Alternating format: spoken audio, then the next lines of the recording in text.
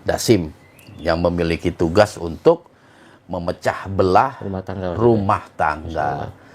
Ada juga anaknya itu yang bernama Syabru. Syabru itu siapa?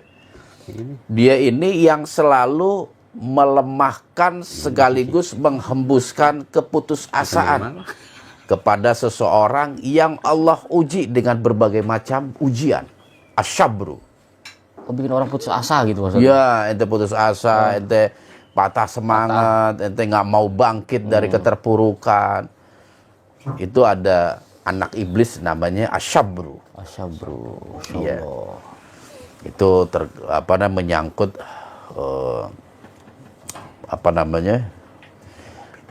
ujian, Baper. musibah. Ini kayak diujiannya baper, jadi baper gitu maksudnya. Jadi baper, jadi putus asa, segala macam. Hasutan-hasutan itu seperti itu. Ada juga yang namanya khanjab. Khanjab. Pernah Ustaz. Nah, ente kalau sholat tuh, ingat kunci motor, jalan parkiran, lupa rokaat, ente nggak khusyuk dan lain itu kerjaannya si khanjab itu. Masya Allah. Masya Allah. Iya, khanjab. Nggak panas Pak Ustadz ya dia? Apa? Nggak panas malah di salat digodain. Lagi sholat Pak Ustaz. Lagi sholat. Itu nama jinnya apa? Nama ininya, nama apa? Bukan, nama anak iblisnya itu. Dia tugasnya untuk mengganggu orang sholat. Dia punya tanggung jawab lah.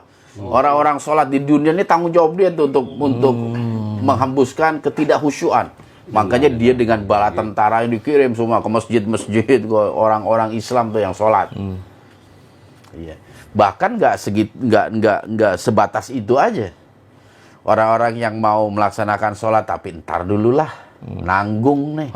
Itu tuh. Berkaitan dengan sholat. Iya, akhirnya lewat sholatnya. Akhirnya lewat. Seperti itu. Khanjab disebut.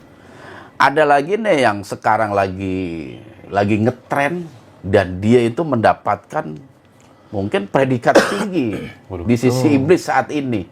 Namanya Al-Saud.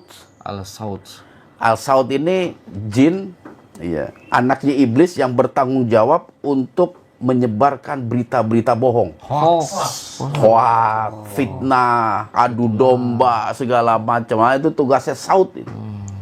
Asod, itu lagi naik daun gitu. Iya, lagi naik daun. Makanya dia berprestasi banget ini. Sekarang wah, dengan cepatnya arus komunikasi gitu, kerja dia semakin giat dan kita semakin terlena dan terhasut pada akhirnya dengan berita-berita bohong. Ada gosip, nyebarin aib, ada ngebongkar kesalahan orang dan lain sebagainya. Nah, itu tugasnya dia bertanggung jawab di sisi iblis. As-Saud. Ada juga Al-A'war. Nah, ini kaitannya dengan wanita. Banyaknya perselingkuhan di zaman sekarang. Itu nggak lepas dari Al-A'war. Al-A'war. Dia yang membisik-bisikan tentang perselingkuhan. Pokoknya yang berkaitan dengan nafsu wanita atau nafsu kepada pasangan. Baik laki-laki kepada perempuan, baik perempuan kepada laki-laki, perempuan kepada perempuan, laki-laki kepada laki-laki. Alhamdulillah. Al-A'war tuh kerjaannya. Pokoknya hubungannya dengan seksualitas. Astagfirullah. Kita punya nama itu ganti, Pak. Apa itu? Kalau ada yang namanya. Nggak ada, insya Allah. Masa ada nama orang Al-A'war? Bukan Anwar, bukan. A'war. Iya. Anak SD ngomong papa mama. Masya Allah. A'war tuh. Astagfirullah. Terus ada lagi anak iblis yang bernama Zalanbur. Tahu dia tugasnya apa itu? Atau dia bertanggung jawab kepada persoalan apa itu? Zalanbur. Zalanbur itu kaitannya dengan jual dan beli. Perdagangan. Masih di Zalanbur. Makanya di pasar itu banyak pasukannya Zalanbur itu. Yang timbangan dikurangin. Curang gitu maksudnya. Iya. Yang dia nipu barang jelek dibilang bagus. pasar lah. Makanya kata Nabi itu salah satu tempatnya setan tuh di pasar itu. Zalanbur. Itu Zalanbur. Kecurangan dalam jual beli, penipuan dan lain sebagainya yang kaitannya dengan jual beli seperti itu. Masalah. Dan yang terakhir itu anaknya iblis namanya Al-Wahan. Al-Wahan. Al-Wahan. Diapalin Pak Ustadz, biar kita peka gitu Pak Ustadz. Iya, apalin itu. Wahan itu Awal nggak? kalau ente misalnya dia berkaitan dengan bersuci. Ente wudhu. Ini udah Ragu. iya. Tadi udah kukumur apa belum nih? Ini kayaknya belum ini. Akhirnya ente wudhu lagi. Artinya Al-Wahan ini secara arti itu yang suka memberikan keraguan-raguan.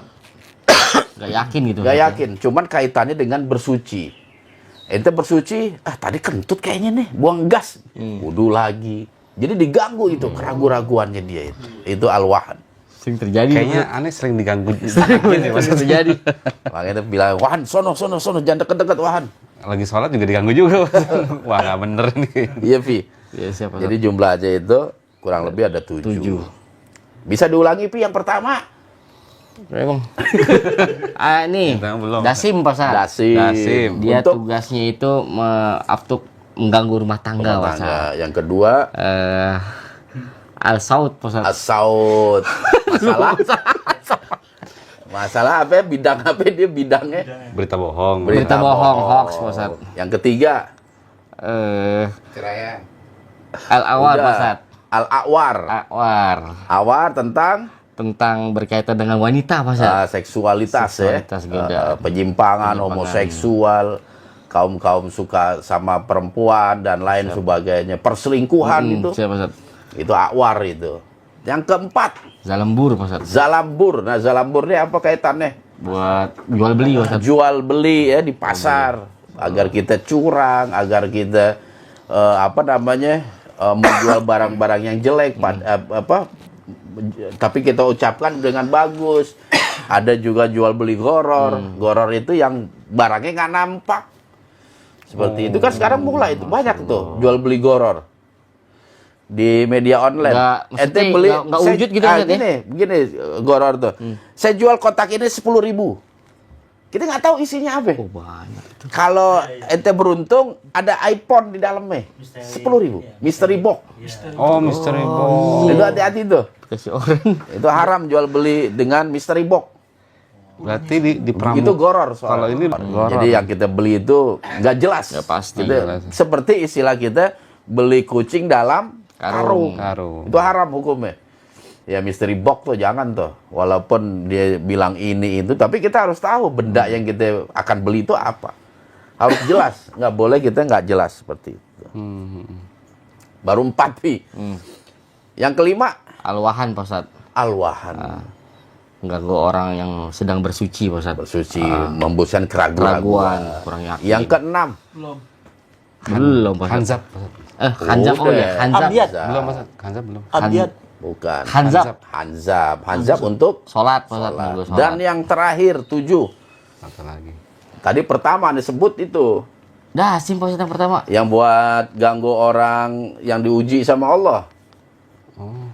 Belum. Oh, dia itu nguji, dia nguji. Dia itu Sabru. memberikan perasaan-perasaan putus asa. Oh, tadi Oh, saya udah. menyerah. Kan udah. Udah. Asyabru. Asyabru. Asyabru. Seperti. Nah, itulah pangeran-pangeran yang terusir. Oh. Istilahnya. Pak Ustadz ya. Hah? Kasihan. Kan disebut pangeran. Kenapa disebut pangeran? Karena dia kan anak. Oh, pemimpinnya Pak Ustadz. Kan anaknya raja. Rajanya iblis. Udah. Oh iya. 5, 6, 7. Oh, Kacau. Dan itu sendiri Al-Quran yang mengatakan iblis dan keturunan-keturunannya. Artinya memang iblis memiliki keturunan. Dan istilah-istilah itu adalah ijtihad para ulama tafsir.